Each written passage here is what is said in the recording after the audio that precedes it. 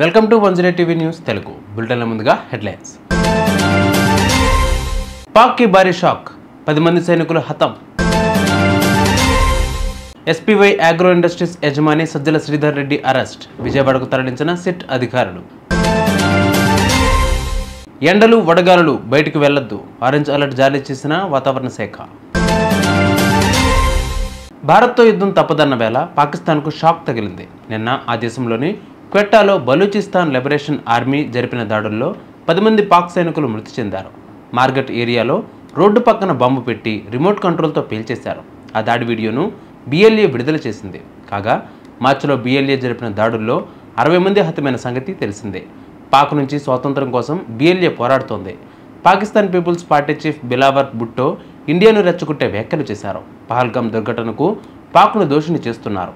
వారి నిస్సహాయతను కప్పిపుచ్చుకోవడానికి మనల్ని నిందిస్తూ ఉన్నారు. అకారణంగా సింధు నదీ జలాలను నిలిపివేశారు. సింధు నది పాకిస్తాన్కు చెందింది. అందులో ఎలాంటి మార్పు ఉండదు. ఆ నదిలో నీళ్లు పారాలి, లేదంటే వారి నెత్తురు పారుతుంది అని సక్కూర్ సభలో భుట్టో వ్యాఖ్యానించారు.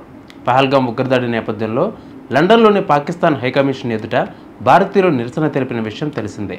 ఈ సమయంలో పాక్ ఆర్మీ అధికారి తైమూర్ రహిత్ రెచ్చిపోయారు. మీ గొంతు కోస్తా అంటూ సజ్జలు చేస్తూ వార్నింగ్ ఇచ్చారు. ఓ అధికారి ఇలా బహిరంగంగా రెచ్చిపోవడంపై భారతీయులు మండిపడుతున్నారు. పాకిస్తాన్ డిఎన్ఏలోనే టెర్రరిజం ఉందని ఫైర్ అవుతున్నారు. తాజాగా పుల్వామాలో మరో 3 ఉగ్రవాదులు ఇళ్లను ఆర్మీ నేలమట్టం చేసింది. శుక్రవారం రాత్రి ఎసాన్ ఉల్ హక్ షోపియాన్లో షబీర్ అహ్మద్ కుట్టే, కుల్గాంలో జకీర్ గనీ ఇళ్లను కూల్చేశారు. గురువారం ఆదిల్ మొహమ్మద్ షేక్ ఆసిఫ్ ఇళ్లను కూల్చేసిన విషయం కూడా తెలిసిందే. ఉగ్రవాదం వైపు మొగ్గు చూపాలంటే వెనులో వణుకు పుట్టేలా కేంద్రం చర్యలు తీసుకుంటోంది. మద్యం కుంభకోణం కేసులో నిందితుడు సజ్జల శ్రీధర్ రెడ్డిని సిట్ అధికారులు విజయవాడకు తరలించారు.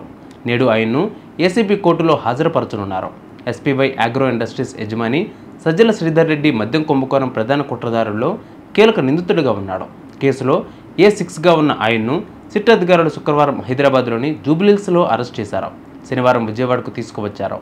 2019లో వైకాపా అధికారం చేపట్టాక నూతన మద్యం విధానం ముసుగులో నెల 50 నుంచి 60 కోట్ల మేర ముడుపులు ఎలా కొల్లగొట్టారో దానిపై చర్చించేందుకు నిర్వహించిన సమావేశాలన్నింటిలోనూ వైకాపా ఎంపీ మిథున్ రెడ్డి, అప్పట్లో ఆ పార్టీ నాయకుడు విజయసాయిరెడ్డి, నాటి ఐటీ సలహాదారుడు రాజ్ కేసిరెడ్డి, ఏసీఎస్బీఎల్ పూర్వపు ఎండీ వాసుదేవర్ రెడ్డి, ఏపీఎస్పీసీఎల్ ప్రత్యేకాధికారి సత్యప్రసాద్ కలిసి శ్రీధర్ రెడ్డి పాల్గొన్నారు. తెలుగు రాష్ట్రాల్లో 40 నుంచి 44 డిగ్రీల ఎండలు వడగాలులతో ప్రజలు అల్లాడిపోతున్నారు. వడదెబ్బకు పిట్టల్లా రాలిపోతున్నారు. తెలంగాణలో 2 రోజులు సాధారణం కంటే 2-3 డిగ్రీల ఉష్ణోగ్రతలు నమోదవుతున్నాయి.